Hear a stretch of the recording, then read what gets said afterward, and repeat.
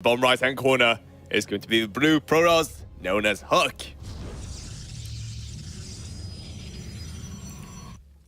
And his opponent, it is the red Zerg. He's playing for flip side tactics. It is going to be Jon Snow. You know nothing, Jon Snow. Jesus Christ! That was good. That was good. I'm going to give you that one, production guy. Oh man, it's already spiraling out of control. that's the problem. Like, I can't even do the introductions with a straight face anymore. No, it's like everything is fine. Everything is like level the way it's supposed to be. But now it's as if it has a mind of its own. What? What? You don't know what I'm talking about, do you? Is this like a Space Odyssey No, reference? you don't understand, Alex. You don't need to understand because it's Okay. already too late. Wake up, sheeple! The production is already in control. Oh man! So basically, I hear that they, they got this this really nice memes going on the Counter-Strike majors. So we're kind of catching up in the StarCraft scene, ladies and gentlemen. This is the next evolution of broadcasting. Just makes me sick to my stomach. Yeah. Well. No, it's actually I hate to admit it, but I find it really funny. Yeah. It's Man, the problem is like you don't know what's gonna come as well. So it's like always such a surprise. you're like on the edge of your seat. Yeah. So suspenseful. Now, to talk about a little bit about this game. All right, we can do that as well. Yeah, That's why we're here. I mean, are we? I mean, I looking through the fine print of my contract. Yeah, that's actually true. I don't know what you're doing here. I'm supposed to talk about the games. You're kind of here. We found you outside. No. I think you've missed the backstory to all of this, Alex. Okay. I'm here to keep you in line. Yes. Wait, no. Yeah. Oh, okay. Well then. Well, so what's going on right now? Protoss is expanding. 1 gate expo, very standard. 2 gas, of course. Zerg going for that speed into a 3rd base, so very safe opening. Nothing weird. 2 yet. Can get very fancy. I mean, we've seen it before, but for now, nothing crazy. Nope. And well, Huck, he's controlling a bit here with the Stalker. Gonna make sure he can poke away rather all the Overlords he can try to find. Going to get the Rock Towers as well, because you always want to be safe against that kind of Ling flood, as I'm getting the hiccups over here. So Jon Snow decided to go into the quick 3 hatches, no problem whatsoever. Going to be mining with one worker, so we're not looking for that kind of roach all in and no kind of Ravager play whatsoever. Very, very safe, standard, and just staple play. Yeah, Hook as well. I mean, he's going into 3rd base, so again, just very textbook, very normal. I like this, that he decides to go for this rather quick 3rd nexus, because on this kind of map, you can have these rock towers you actually have on both sides of the map. If the Zerg wants to push through, he'll have to break both of them down, or you have the destructible rocks down to the southern side of the map, as you can see here by the South Salnaga Tower. So, I mean, those are the 2 angles of attack for the Zerg. And Huck with the Stargate, this is going to give him lots of scouting. He's going to be able to take some map control, knock out a couple of Overlords here and there. So, very nice way to play right now for the Protoss. Yeah, I think it's unfortunate for him, though, they didn't add the Oracle, just because we don't see a single spore here for Jon Snow. Yeah, that's true. Jon Snow decided to just completely hope there won't be any Oracle. Now seeing the Phoenix, he's going to be quite happy. He's like, oh, dodged the bullet there. But here comes the Mothership Core, going to come in and poke a bit. And, interesting. What are you really going to try to accomplish here with a Mothership Core?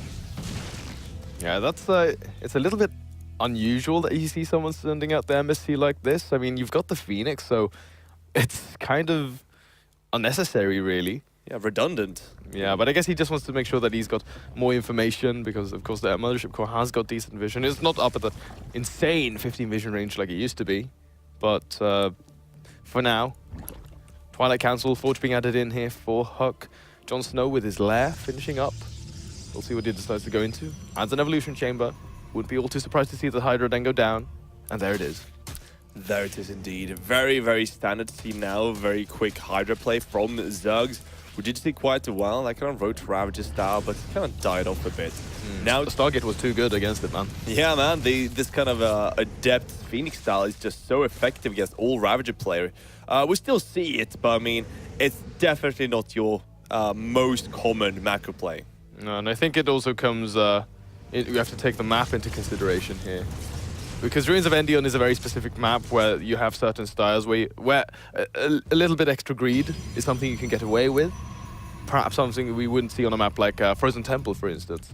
So now, just nice setup. Huck getting his double robos, getting his charge, getting his +1, and he's getting everything he needs. This is one thing, though, that I'm a little concerned about here for Jon Snow. He's not going for a 4th base. I mean, he could easily get away with it. So I don't see why he's not breaking down those rocks and expanding again. So the thing is, you can go for a super quick 4th base, but right now he's taking a lot of damage from the Phoenix, which means that you're really afraid of your opponent just adding more and more Phoenix going to that kind of 8, 9, 10 kind of count, like really high. The problem with that as well is like you can't leave your base, you can't spread any creep. You see the lack of creep right now. You can't leave with any roaches or drones or anything. So you can't even kill the rocks, to be honest. So what we see right now from Jon Snow, is that he's massing up enough Hydras that he can always contest the Phoenix. Oh, I like this though. Drops the Baneling Nest, and I mean, we've seen this to great effect, not only from Scarlet, but in Korea as well. Solar had some pretty good games with this specific style. It's really, really powerful if you can get the good fight. But I think it's going to be difficult on this map again, because you've got these rocks you have to break down, and then there's still a pretty good choke that you can drop a couple of force fields, and then all of a sudden Zug can't roll through. So if he finds the good fight, then it's going to be great if he finds the right angles. But it is going to be difficult on this map, though.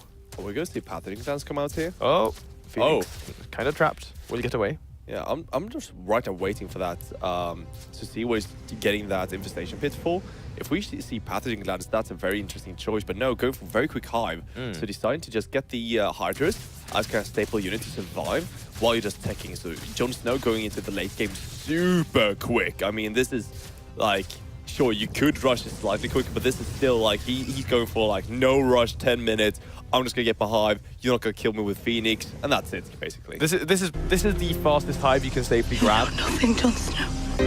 Yeah, well, you know what? That's very true, because we have a ton of gateways going down right now here for Huck. And Jon Snow, look at his vision, Alex. He hasn't scouted anything from Huck. He has no idea about what he's up against. He knows there's Phoenix on the field, but he doesn't know if there's going to be Adepts with the Resonating Glaives upgrade, Charge Zealots, Archon, Psionic Storm. Because, I mean, if you're completely in the dark as Zao going for a hive this fast, there are like 50 different all-ins off of 3 bases that could just completely ruin your day. Well, I wouldn't want to be Jon Snow if I have 50 all-ins against me. Right now, we're And they're not the same kind of all-ins. Oh, wow, that's even worse. So right now, we have the Spire on the way. High will finish up about the same time as well, which means we probably will see that Greater Spire into those Broodlords. And wow, I do like me some of that. We did, though, see Puck play some really nice games against Hydra when you try that style. So you gotta be careful. You do not want to engage in those open areas against a lot of Stalkers. This time, though, it won't be Stalker Disruptor. It will be a much more, let's say, balanced Protoss army. Hashtag. One thing that I want to note is that Huck has only been using these Phoenix to gather information and to get some damage done to Jon Snow. He didn't go for a War Prism until now, so it's in fact going to be very late. He can go for some sort of drop play, perhaps towards the 3rd base, perhaps towards the main. But nonetheless, very late here. But he's been spending all of this money instead in teching, and I don't like this for Jon Snow. I mean, Zerg, we've seen them statistically struggle a lot versus this late-game composition of Protoss, where you have the Archons, the Immortals, the Psystorms, and the Phoenix for support. And even if you go into Broodlords, these Phoenix can, of course, start dishing out some damage, and then you can add additional Stargates, go into, like, Tempests. So right now, I think Jon Snow has been making the mistake of the big game decision of just playing so passive. Yeah, well, he's going to have to buy some time right now for those Broodlords, as you're saying. Going to be up to, I think, 8 Corruptors out here. But no, remember that, no Lurkers whatsoever against Psionic Storm. This is going to be a difficult hold, but if he can hold on, he will have such an amazing tech. Right now, Huck is not actually going for it. He's microing his Phoenix around, and that's a problem, because every second right now matters. We have 7 Broodlords morphing. That will help so much against this army. Right now, Jon Snow might need to give up on this base, but he will have his Broodlords out in time.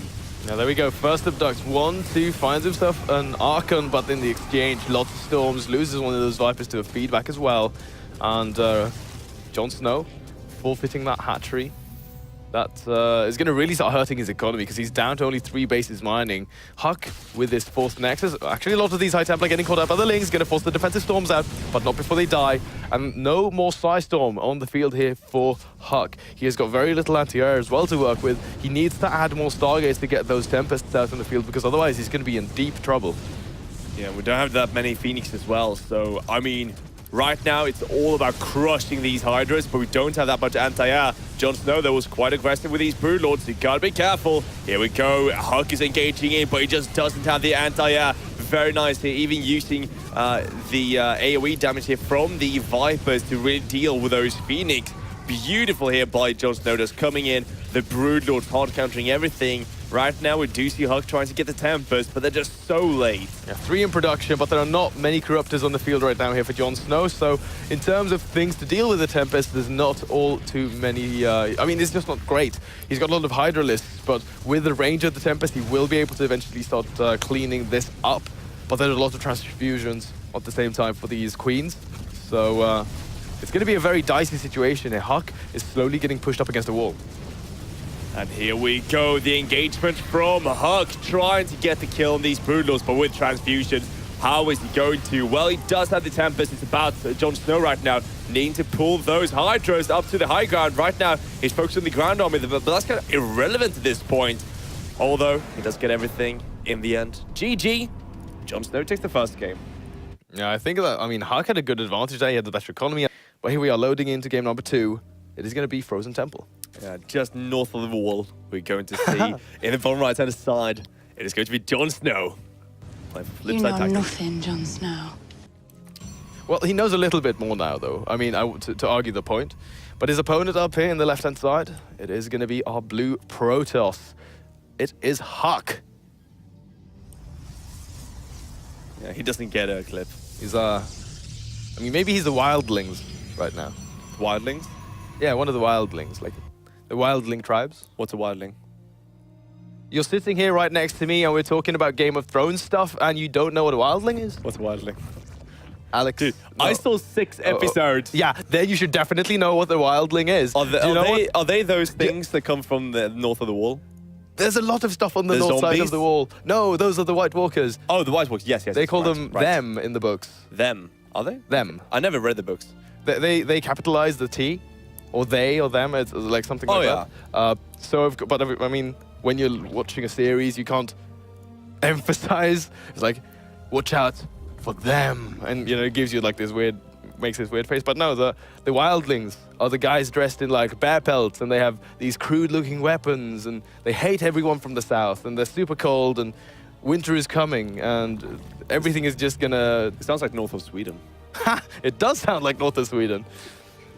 Wow. We can talk about Wildlings all day, but this map... I'm just a little disappointed in you, basically. I'm so sorry. The thing is, I'm thinking that I'm going to watch it when it's done. We're like just starting the 6th season, so you're going to have a lot to catch up.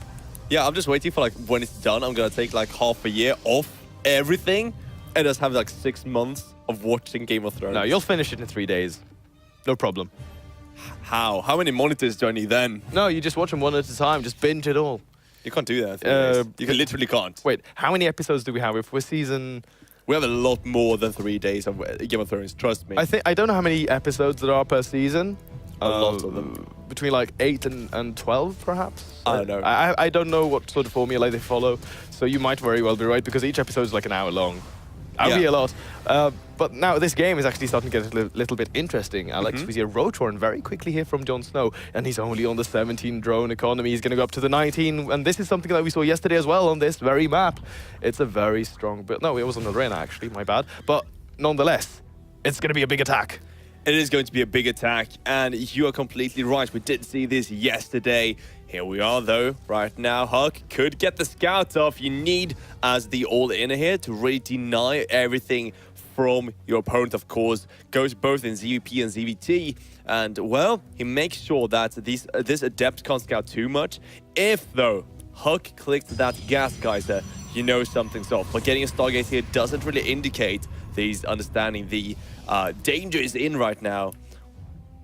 In one way, though, I really think Stargate is probably the best option to deal with an attack like this, because I mean, if you consider the other things that Protoss can do, Robo, very slow to bring to bear. A Twilight Council, probably the worst option out of all three. So, you know, Stargate, if you can get a Void Ray out, very nice. But it's going to be very tough, because I mean, if it's at the front, there's only a single pylon powering all of this. That gets taken out, he's going to be in a lot of trouble.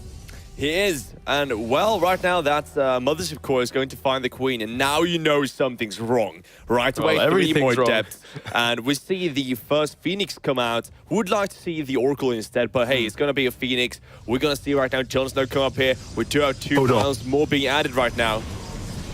Now this is going to be very, very tense. Only a single Ravager though, which I think is going to be a little weak. He perhaps wants to squeeze in one more. There we go. But the warpers have already begun here for Huck, and right now it's looking he's looking very comfortable for you know, to do this hold. He's even got a sentry for the force field. Yeah, well, it's all about the corrosive balance and of course the hits here. You could get the Stargate right away. We only see 1 Phoenix, and what's 1 Phoenix going to do?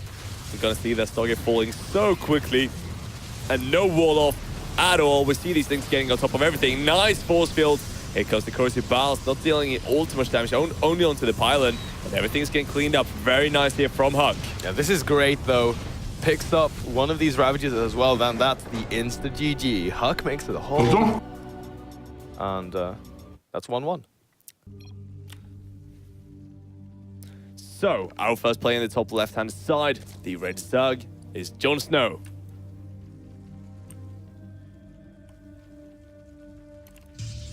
And his opponent down here in the bottom left. They're currently tied 1-1 in this best out of 3.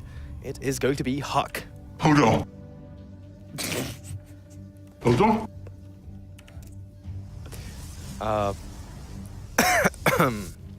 So, on Arena, gonna be a hatchery first, perhaps? No? Gas pool. I mean, very common on this map, because Protoss can go for very big aggression, and if you go for that hatchery first, things can get a little dicey, of course.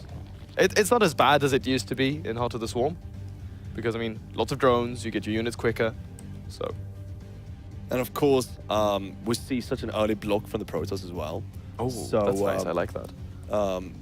When you see like this super early pros coming out from the Protoss, sometimes when you try to go for those hatch first, you're gonna see the probe come in there and, you know, plant down the pylon and suddenly sit there like, oh, I have to, you know, delay everything and get a late pool and everything. It's just such a nuisance. But you're kind of right as well. If you're gonna see that kind of early either proxy play or just early aggression, having that super quick speed really helps you out.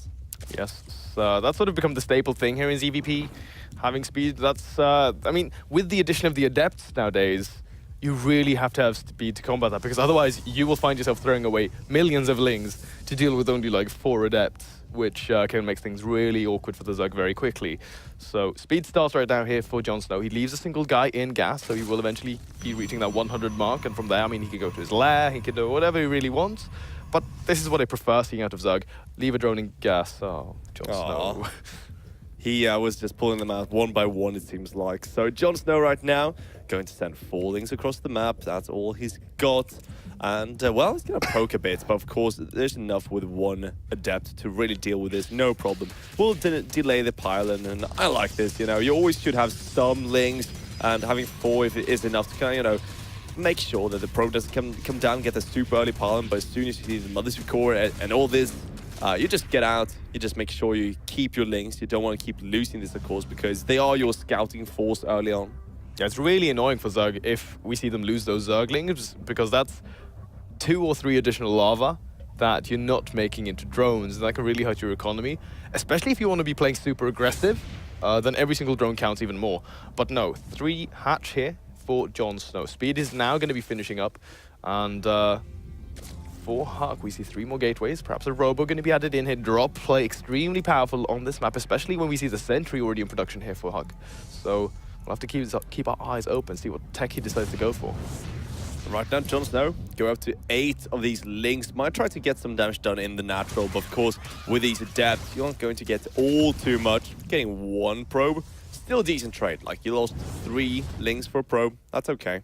This is very interesting, though. Huck did not build his gateways at the front, so right now, there's not a lot of information here for Jon Snow to work with. The rover has started as well, and Warp Gate is soon going to be nearing, it's actually going to be nearing completion. But this is a good scout. He sees the robo, so I mean, he can definitely expect a Warp Prism player coming out of Huck. So he will have to play things a little bit cautiously. Yeah, you gotta be careful here, of course. Against someone like Huck, he can go aggressive whenever. Nice coming out here with the Mothership Core. Nice micro from Jon Snow last second. That's saving that drone as well. And now, well, gonna see Jon Snow with his few links can control the map for a while until we see the move here.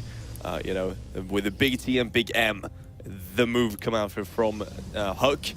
Bit of a warp in before the Warp Prism comes out, and Jon Snow right now needs to pay attention because with this amount of sentries, you can see some very key force fields. Yeah, that's also bear in mind. A full Warp Prism with 4 sentries. They can go for those force fields on the ramp. Roach one has started, but there's no creep connecting these bases. So maneuvering between the two is actually going to be quite difficult here for Jon Snow, regardless of that link speed or not. But for now, these two adepts going to the third base. They're pulling the links out of position. Great positioning here for Huck. Is he going to be moving forward? He's just postured there around the center of the Salnaga Tower. The adept right now was cleaned up though, and here comes the Warp Prism. Seems like Jon Snow will maybe see it in time. Yes, he's reacting, so it seems like he got the watchtower just in the nick of time. Now sending out those sentries, and there we are. Gets the force field. Very nice, but no warp in just yet. 4 sentries don't do too much. Getting 2 works so far, few of these, but I mean, this is a costly move to do as Huck. That's a lot of gas invested, and now the Warp Prism is really injured. You can't go in again. The sentries wasted a lot of force fields, and all in all, that didn't accomplish all too much. I think he could have gone for more force fields, though. I mean, I think he dropped 1 or 2 at best there. But I mean, the threat of the Queens, that's like the thing. We saw the Warp Prism get rather low. Exactly, and the problem was, like, if he gets a warp in, that's great for him, but with the Queen placement, you just couldn't get any warpers in without losing that Warp Prism, which, of course, was very key in the defense of Jon Snow. Now he's going to get his La, he's going to get his Roach War and his Evo Chamber as well, just setting up for Ling Roach, very easy. You can keep staying on this this kind of unit composition for a while, or you can decide to go into the Hydra list then and just go for some Hydras right away. Well, he gets +1 melee upgrade started. Huck has got his Twilight Council soon done. Third base also on the way. Immortal production here for Huck has begun as well. So he's, I mean, him too. He's also working towards this good composition that we want to have. Well-rounded, actually. Good corrosive bile hit there. Needs to be a little careful. Oh, the Immortal trapped on the wrong side of the force field. That's a mistake, and he also loses 2 sentries in that exchange at the same time. These adepts actually heading it up into the main base. How many drone kills can they find? They can find 6 in total, which is reasonable, but the loss of 2 sentries and Immortals, unacceptable. Definitely, especially when you try to be aggressive as Huck is right now, getting quite a few workers, but of course, it's gotta sting when you lose your Immortal like that. And of course, the sentries, a lot of gas going into those. Now we're going to see double Stargate. We see the Resonating Glaives come out, of course. And Jon Snow, well, he's been staying on this kind of Roach Ravager Ling style for quite some time. Now finally getting that Hydra-Lisk Den, but of course also Spire. So he might actually have a pretty decent time against this Stargate that's going to come Bear out. in mind, he saw it with that overseer. It passed through the main base of Huck, which is going to be a very good piece of information for him to work with here, because he knows now that, I mean, you're putting a lot of gas into this, which is going to further slow down, and he sort of transitions into Psy Storm. Is going to slow down your additional upgrades for your ground army. And then if we see the Phoenix production start here for Huck, which we actually do, 2 Phoenix on the way, I mean, his ground army is going to be a lot better than that of the Protoss. But of course, if you let Huck just sit and do his own thing, as we saw previously, things can get very dicey. But as long as Huck sort of has the better position and composition, I think he's going to be fine. So we do see double Void Ray production. Very interesting here from Huck. We did see the Spire cancelled by Jon Snow, so I thought it was kind of interesting they wanted to go into Hydras and Spire. I thought it was they wanted to add a few Corruptors against the Phoenix that could be incoming. But then again, right now he's going to just go into Roach Hydra kind of. Upgrading these units, not making any more workers right now. He's kind of in a decent situation, and well, he could be able to put on some kind of pressure and try to keep this at like a 4 base versus 3 base kind of scenario. Which, I mean, is reasonable. It is doable, of course, for Zerg, but Protoss, if they're still allowed to sort of sit back and retain the powerful army, powerful units in their army, like those Immortals, things that are more gas-intensive, slower to replace, then it can still get you into this sort of weird situation that you're just constantly trading off all of your units, and the Protoss just keeps throwing away the Gateway army, but he retains the backbone, and then he just walks over you eventually because you ran out of steam. But now, this is really nice for Huck. He's still got this War Prism. He's making good use of it. And he's going to start harassing towards this hatchery, but we have a couple of Hydras still in position. War Prism gets taken out with all of its cargo, and the Queen will fall. But these Zealots are going to be also following suit very quickly here. Yeah, Jon Snow dealing with the harassment quite well. Like the fact that he leaves just a few units behind that Geyser to make sure they won't be going down. And he does lose 9 workers though, so that's a bit of a nice pickup from Huck. Still though, Huck, no 4th base. He starts adding a lot more gateways, and he's staying on 3 base for such a long time. It's almost 10 minutes into the game. So many Ravagers, so many Hydras and Lynx, and right now Huck doesn't have the AoE to really deal with this, trying to get these force fields down. Jon Snow with a beautiful decision to go for this aggressive move, and Huck just struggling so much. Great force fields here though for the follow-up, and the Corrosive Bile will not hit their target. For now though, there's not a lot of Gateway army to buffer for these Immortals for this Archon, so he needs to get them up front. Archon will get taken out. Charge is done, but the Immortals are actually blocking their brethren from joining in battle, and these Corrosive Biles starting to ramp up the damage, but these Voiders coming in, many of these Hydras have fallen. Gonna actually be getting some pretty good value out of this, and he might be able to hold on for now, but he needs to not get hit by those Corrosive Biles. Yeah, but of course we do see, I mean, Lynx and Hydras is rallied here by Jon Snow. Those Immortals are going down, and no amount of Voiders will save you now. We see the last Voider go down. GG, Jon Snow will be your player to go into that winners finals right away.